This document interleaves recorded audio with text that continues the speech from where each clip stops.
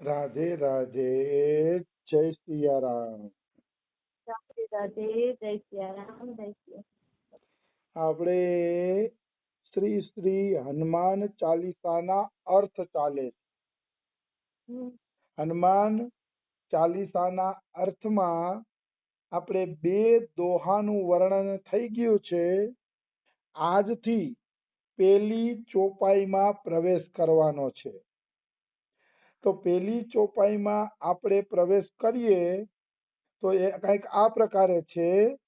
જય હનુમાન જ્ઞાન ગુણ સાગર, જય કપી સતિહુ લોક ઉજાગર. મતલબ જ્ઞાન અને ગુણોના સાગર હનુમાનજીની જય થાવ. સૌથી પહેલા જય હનુમાન. જય જયકાર એટલા માટે કરવામાં આવે છે કે કોઈ પણ સન્માનનીય વ્યક્તિ આવે તો સૌથી પહેલા એનો જય જયકાર કરવો જોઈએ. મેં જોયું છે કોઈ સંત ભાગવત કથા કરવા આવે કે કોઈ સંત સભામાં પ્રવેશ કરે તો બધા જય જયકાર કરે છે. જય હો સંત ભગવાન કી જય હો, જય જયકાર કરવામાં આવે છે. કારણ કે માનનીય વ્યક્તિનો જય જયકાર કરવાથી એનું સન્માન સાચી રીતે સચવાય છે. એટલે તુલસીદાસ પણ હનુમાનજીનો જય જયકાર કરે. જય હનુમાન જ્ઞાન ગુણ સાગર. જયકારો કરવો જોઈએ. મેં એવું સાંભળ્યું છે કે જે વ્યક્તિ બીજાનો જયકારો કરે છે, એટલે કે સંત અને ભગવાનનો જયકારો કરે છે, તો ભગવાન એના ધામમાં એ ભક્તનો જય જયકાર કરે. માનો તમે જોરથી બોલો કૃષ્ણ કનૈયા લાલ કી જય, તો ગોલોકમાં કાનુડો તમારા નામનો જય જયકાર કરે છે. કારણ કે ભગવાનની રીત છે, જે યથા મામ પ્રપદ્યન્તે તાન સતેવ ભજામ્યહમ. એટલે જયકારો કરવો જ જોઈએ. કોઈ પણ વિશેષ અતિથિ, વિશેષ ભગવાન કોઈના મંદિરમાં ગયા હોય તો જયકારો કરવો જોઈએ. મહાદેવના મંદિરમાં જાય તો હર હર મહાદેવ, જય જય મહાદેવ, એવો જયકારો કરવો જ જોઈએ. રામના મંદિરમાં જઈએ તો જય શ્રી રામ, જય શ્રી રામ, જયકારો કરવો જ જોઈએ. કૃષ્ણના મંદિરમાં જાય તો કૃષ્ણ કનૈયા લાલ કી જય. આ રીતે જે મંદિરમાં જાઓ ત્યાં ભગવાનનો તમે જયકારો કરો, એનાથી ભગવાન અતિશય પ્રસન્ન થાય છે, ખુશ થાય છે. તો હનુમાનજી જ્ઞાન અને ગુણોના સાગર છે, એવા હનુમાનજીનો જય થાવ. હવે હનુમાનજીને જ્ઞાન અને ગુણના સાગર કીધા. જ્ઞાનના સાગર એટલા માટે કીધા કે સીતા માતાએ એને વરદાન આપ્યું હતું કે તમને બધું જ્ઞાન પ્રાપ્ત થઈ જશે. અને ગુણના સાગર એટલે કીધા કે હનુમાનજીમાં કોઈ એવો અવગુણ છે જ નહીં કે જેના કારણે એને રામની સેવામાં કોઈ દી કમી રાખી હોય. જેનામાં ગુણ હોય ને એ જ બીજાની સેવા કરી શકે. ગુણ વગરનો માણસ છે ને સ્વાર્થી બની જશે. ગુણ હશે ને તો એનામાં દયા, ક્ષમા, કરુણા ને ગુણ હશે ને તો એ બીજાની સેવા કરશે, સેવા લેશે નહીં. આવી વસ્તુ છે. એટલે હનુમાનજી તો જ્ઞાન અને ગુણોના સાગર છે. હવે આ જ્ઞાન અને ગુણોના સાગર છે, એમાં આપણે જોઈએ તો હનુમાનજી જ્ઞાનના સાગર એટલા માટે છે કે જ્યારે રામ ઋષિમુખ પર્વત તરફ આગળ વધતા હતા ત્યારે હનુમાનજીને જ સુગ્રીવે કીધું કે હે હનુમાનજી, અમારા બધાયમાં તમે જ્ઞાનમાં આગળ છો, તો ઓલા બે જણા જે હાયલા આવે છે ધનુષ લઈને, જાઓ તમે એની પરીક્ષા લઈ આવો કે કોણ છે. કોઈ બાલીના મોકલેલા દુશ્મન તો નથી ને? જો એ બાલીના મોકલેલા દુશ્મન હોય ને તો હું અહીંથી ભાગી જ આવે. તો તમે જાઓ અને તમે તપાસ કરી આવો. હનુમાનજીને શું કામ મોકલા? તો કે હનુમાનજી જ્ઞાનમાં, બળ બુદ્ધિમાં બધામાં આગળ પડતા હતા, એટલે હનુમાનજીને મોકલ્યા. કારણ કે સુગ્રીવને પૂરો વિશ્વાસ હતો કે હનુમાનજી જાશે એટલે પાકી ખાતરી કરીને જ આવશે. એટલે હનુમાનજીને મોકલ્યા. તો હનુમાનજી ખરેખર જ્ઞાન ગુણ સાગર હતા જ. જ્ઞાનના સાગર એટલા માટે હતા કે એને બ્રાહ્મણનો વેશ ધારણ કર્યો. જો સુગ્રીવને કેવું ન પડ્યું કે કેવી રીતે તમારે પરીક્ષા લેવાની છે, કેવું ન પડ્યું. अपने आप હનુમાનજીએ નક્કી કરી લીધું કે આ પ્રકારે મારે પરીક્ષા લેવી છે. એટલે હનુમાનજી બ્રાહ્મણનો વેશ ધારણ કરીને ગયા અને સંસ્કૃતમાં પૂછવા માંડ્યા, ક્યાંથી આવો છો? સંસ્કૃતમાં પૂછે છે. તો કે અમે અયોધ્યાથી આવીએ છીએ, અમે દશરથના દીકરાઓ છીએ અને અમારી સીતા માતાને અમારી પત્નીને અહીંથી કોક હરી ગયું છે કે રાક્ષસ, તો એની શોધમાં નીકળ્યા છીએ. તો કેટલી સંસ્કૃતમાં પૂછે છે. પછી ખબર પડી ગઈ કે આ તો મારા ઈષ્ટ દેવતા રામજી છે. હમ. ત્યારે હનુમાનજી અસલી રૂપમાં પ્રગટ થાય છે અને રામને પોતાની ઓળખાણ આપે છે. ત્યારે રામ એમ કહે છે કે તું તો હનુમાનજી બહુ જ્ઞાની છો, એ કે માલિકની હારી સેવા કરે છે કે. હનુમાનજી જ સુગ્રીવના મંત્રી હતા. મંત્રીનું કામ બધું એ જ કરતા અને જ્ઞાનમાં આગળ પડતા હતા. તો હનુમાનજી ગુણમાં પણ આગળ પડતા હતા. એનામાં દયા, ક્ષમા, કરુણા, સ્વામી ભક્તિ બધાય પ્રકારના ગુણ હતા. જો સ્વામી ભક્તિનો ગુણ કેવો હતો કે રામને સુગ્રીવજીની કથા સંભળાવી અને રામના હૃદયમાં સુગ્રીવ પ્રત્યે પ્રેમ જગાડ્યો. પછી બે જણાને ખંભે બેહાડીને સુગ્રીવ પાસે લઈ ગયા.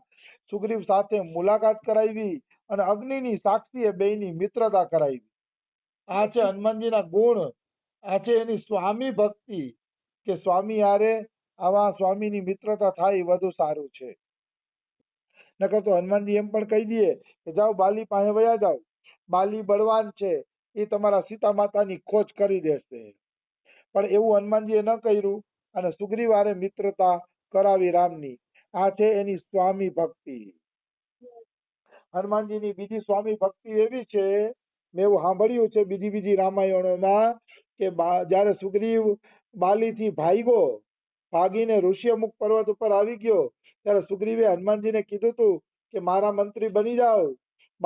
સુગ્રીવ તો બીકણ છે કે બીકણના મંત્રી બનવામાં શું વાંધો, શું તમને ફળ મળવાનું છે, મારા મંત્રી બની જાવી કે મારા મંત્રી બનીને મારી હારે કામ કરો.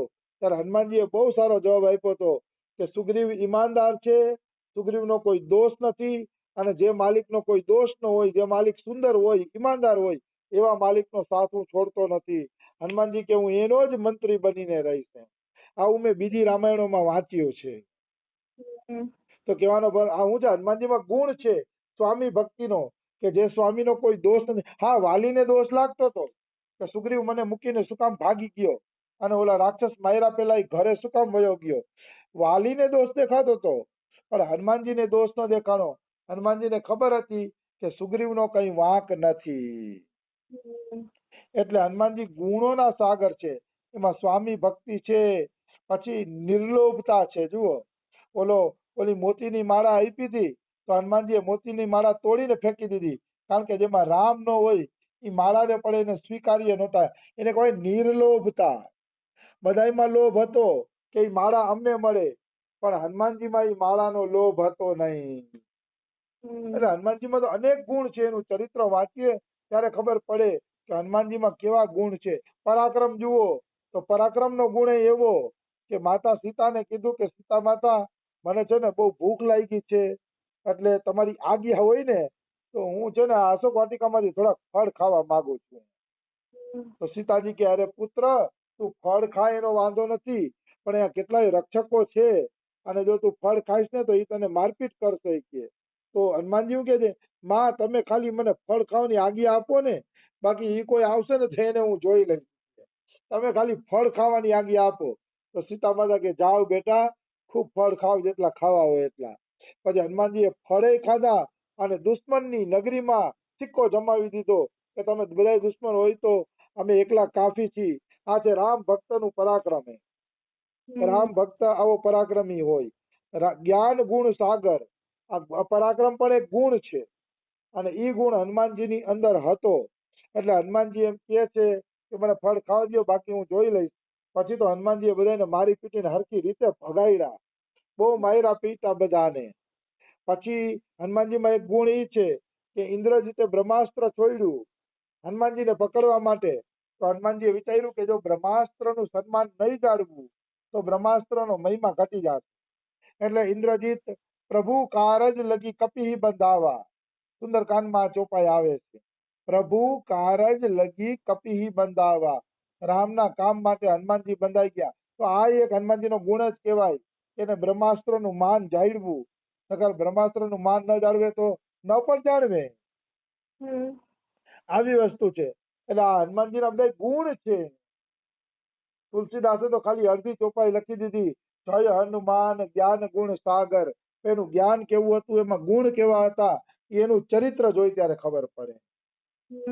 એના ચરિત્ર ઉપરથી એના ગુણોની પરખ થાય કે હનુમાનજીમાં કેવા કેવા ગુણ હતા. હનુમાનજીમાં એક ગુણ હતો ચતુરતાનો ગુણ. સ્વામી ભક્તિમાં ચતુરાઈ જોઈ. જ્યારે લક્ષ્મણ ગુસ્સો કરીને આવ્યા ને ત્યારે સુગ્રીવ ડરી ગયો કે હવે લક્ષ્મણ તો ક્રોધાયમાન થઈને આવ્યા છે, એ તો આખા કિષ્કિંધાને બાળી નાખશે, હવે શું કરવું એમ.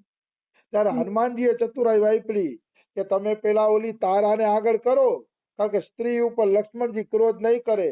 રઘુકુળના લોકો સ્ત્રીઓ ઉપર ક્રોધ કરતા નથી. એ ચતુરાઈ હનુમાનજીની જ હતી. સુગ્રીવને તો અકલ નહોતી, એ તો ડરી ગયો હતો કે હવે શું થશે. પણ હનુમાનજીએ ચતુરતા દેખાડી કે તારાને આગળ કરો, એને લઈને જાવ. તારાને જોઈને લક્ષ્મણનો ક્રોધ ઠંડો થાય ને પછી સુગ્રીવ તમે વયા જાજો. તો એ ચતુરતા પણ લક્ષ્મણનો ગુણ હતો અને એ ચતુરતા પણ હનુમાનજીની અંદર જ હતી. એટલે જય હનુમાન જ્ઞાન ગુણ સાગર. હનુમાનજી જ્ઞાન અને ગુણોના સાગર છે. સાગર એટલા માટે કીધા કે જેમ સાગરમાં કોઈ દી પાણી ખાલી થાય નહીં, એમ હનુમાનજીમાંથી જ્ઞાન અને ગુણ અપાર હતા, મતલબ અપાર હતા, સાગરની જેમ. એનું કોઈ વર્ણન કરી શકે નહીં. એનું કોઈ વર્ણન કરી શકે નહીં. લક્ષ્મણ જયારે ઘાયલ થઈ ગયા હતા ઇન્દ્રજીતના બાણથી, ત્યારે હનુમાનજી સંજીવની બુટી લઈ આવ્યા હતા અને સંજીવની બુટી લઈને લક્ષ્મણના પ્રાણ બચાવ્યા હતા. આ બધા કાર્યો હનુમાનજીના જોતા એવું લાગે કે વાસ્તવમાં એ જ્ઞાન અને ગુણના સાગર હતા. અને જય કપીશ તિહુ લોક ઉજાગર. ત્રણેય લોક એટલે સ્વર્ગલોક, ભૂલોક અને પાતાળ લોકને તમારી કીર્તિથી તમે પ્રકાશિત કરવા વાળા છો. હે કપીશ્વર હનુમાનજી, તમારી જય થાવો. જય કપીશ, ઉપર જય હનુમાન કીધું અને નીચે જય કપીશ કીધું. કપીશ એટલે શું થાય? કપી એટલે વાનર, કપી વતા ઈશ એટલે કપીઓનો ઈશ્વર, એટલે વાનરોનો ઈશ્વર, મતલબ વાનરોમાં સર્વશ્રેષ્ઠ છે હનુમાનજી. એટલે હનુમાનજીને અહીંયા કપીશ કહીને બોલાવવામાં આવ્યા છે. કપીશ શબ્દનો અર્થ થાય છે વાનરોના ઈશ્વર. એટલે હનુમાનજી વાનરોમાં સર્વશ્રેષ્ઠ છે. જો વાનરનું નામ આવે તો સીધા હનુમાનજી જ યાદ આવે, કારણ કે હનુમાનજી જેવો બીજો કોઈ વાનર થયો નથી અને આગળ પણ કોઈ થવાનો નથી. એ પણ ફાઇનલ છે. એટલે વાનરોનું જયારે નામ આવે ત્યારે સૌથી પહેલા હનુમાનજી મહારાજ યાદ આવે, કારણ કે વાનરોના શિરમોર છે, વાનરોના ઈશ્વર છે. એટલે જય કપીશ અહીંયા તુલસીદાસે કીધું કે હે વાનરોના ઈશ્વર હનુમાનજી, તમારો જય થાવો. તિહુ લોક ઉજાગર, મતલબ તમારો યશ સ્વર્ગલોક, ભૂલોક અને પાતાળલોક ત્રણેય લોકમાં પ્રકાશિત છે, ઉજાગર છે. જેવી રીતે સૂર્ય નીકળે તો સૂર્ય ઉજાગર થયો કહેવાય, કારણ કે સૂર્યને કોઈ બીજા પ્રકાશિત નથી કરતા, સૂર્ય સ્વયં પ્રકાશિત છે. એટલે સૂર્ય જયારે ઉગે ત્યારે આપણે એમ કહીએ કે સૂર્ય ઉજાગર થયો એમ. એવી જ રીતે હનુમાનજી મહારાજનો યશ આખા ત્રિલોકમાં ઉજાગર છે. મતલબ હનુમાનજીએ કોઈને એમ નથી કીધું કે તમે મારું ચરિત્ર લખો, મારા ગુણોનું વર્ણન કરો. આ તે કઈ કીધું નથી હનુમાનજીએ. સહેજ હનુમાનજીના કાર્યો ત્રણેય લોકમાં પ્રખ્યાત થયા. આપણે એમ થાય કે ત્રણેય લોકમાં હનુમાનજીનો યશ કેવી રીતે ઉજાગર થયો હશે? હનુમાનજી તો ધરતી ઉપર થયા. તો કે ત્રણેય લોકમાં એટલે યશ ઉજાગર છે કે નારદજી જેવા જે ત્રિલોકમાં ભ્રમણ કરતા હોય છે, એ લોકો બધી જગ્યાએ હનુમાનજીના ગુણ ગાઈને યશ ફેલાવતા હોય છે. ઉપરાંત ત્રણેય લોકની અંદર શાસ્ત્રો છે. ભાગવત ભારતમાં 18,000 શ્લોકનું છે, તો સ્વર્ગની અંદર બ્રહ્મલોકમાં એમ કે 1 કરોડ શ્લોકનું ભાગવત છે. તો એમાં પણ હનુમાનજીના ગુણોનું વર્ણન હોય. એટલે ત્રિલોકીના લોકો પણ શાસ્ત્રો વાંચે છે અને એમાં હનુમાન, રામ અને કૃષ્ણની ને બધી કથાઓ પણ એમાં આવે છે. એટલે ત્રણેય લોકમાં શાસ્ત્રો હોવાના કારણે હનુમાનજીનો યશ ત્રણેય લોકમાં ફેલાયેલો છે. પ્લસ નારદજી જેવા જે ટપાલી છે, એ ટપાલી પણ હરિગુણ ગાતા ગાતા બધે ફરે છે. એટલે ત્રણેય લોકમાં હનુમાનજી કે રામ, કૃષ્ણ કે શિવનો યશ ફેલાયેલો છે. આવી વસ્તુ છે. તો પેલી ચોપાઈનો અર્થ થયો. એ પેલી ચોપાઈના અર્થમાં થોડુંક બાકી રહી જાય છે, કાલે લઈ લેશી. આજે સમય થઈ ગયો છે. રાધે રાધે, જય સિયારામ.